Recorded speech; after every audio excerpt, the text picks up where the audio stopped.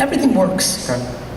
A deck works, an article works, a video works, an infographic works, a picture works. It just, are you good at it? Let's talk about small business marketing. A lot of small business owners in here. Yep. And quite a few very small, insulting, but just getting rolling. Yeah, one or two people. So what can they do? I know you've answered it 100 times. Is there anything new that's come to your mind lately that a small business could utilize? How many people here are a 1 to 5 person company and does B2B work? Raise your hands. Great.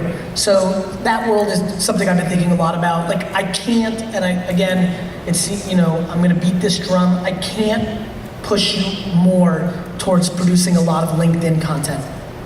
And you should be putting out your best advice.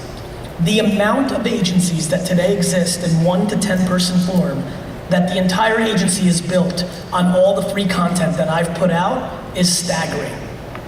And that makes me happy, not upset. And so I always say, I give advice that I take myself. I think that if you're a consultancy or a B2B company, you need to be putting out free content on LinkedIn of your best thoughts and ideas of what you actually want to do for those people. If you're selling advice, you should be giving it away for free. And that seems countercultural, and a lot of people don't believe it. I just don't think people understand the supply and demand curve. I don't think people understand how people make buying decisions and how trust and reputation is built. And I think people are naive to the new realities. Cool. So LinkedIn, what types of content, like a format-wise, are you seeing resonate the most for B2B? Everything works. Okay. A deck works, an article works, a video works, an infographic works, a picture works. It just, are you good at it? This is one big game of self-awareness, not what's the best format.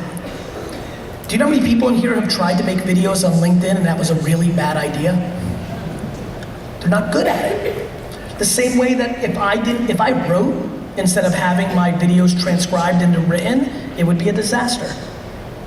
I've written 5 New York Times bestselling books and my English teachers are laughing. I can't put 3 sentences together.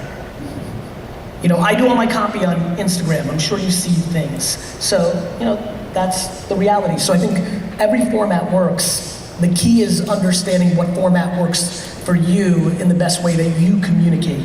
So many people think video has to be the way because it does well, it's very visual, but there are plenty of people that are super introverted, writing incredibly thoughtful pieces, doing extremely well. I think that's huge. It's all about self-awareness with the content, whatever your strong suit is, what it should really be. I feel like and that doesn't mean you shouldn't challenge yourself. Right. It's fun to see if you can flex that muscle, but there is no format that disproportionately feels to me that you ever need to lean into, because look, this is also how the algorithms work. People used to argue back in the day with me, like, Gary, Facebook's vigging video. I'm like, sure, Facebook's vigging groups now. That's what's showing up in your feed.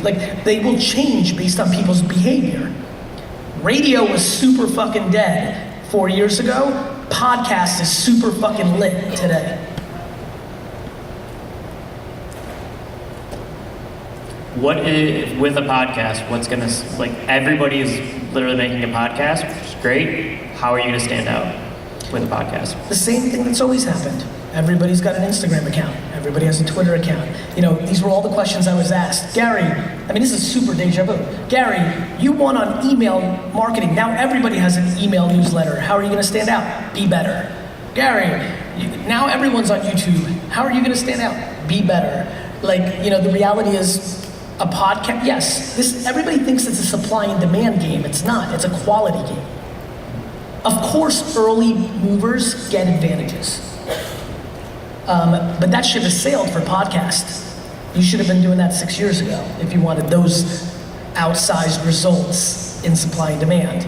Now it becomes a game of being more narrow in expertise or just being fundamentally better. think people miss that. Literally, you have to be good at everything. Like when we're putting out content, like if I'm not good at video, I shouldn't be putting it out. It doesn't matter. Everyone's super attracted to the first. Like everybody rolls up and be like, tell me what's next? I'm like, I have no fucking idea. I just know what's happening. Like I was super hot on Musical.ly, then it got bought by TikTok. I didn't realize TikTok would be having this moment that it has right now, but it matters right now for under 18, and so like I'm spending a lot of time on it. And then it might not.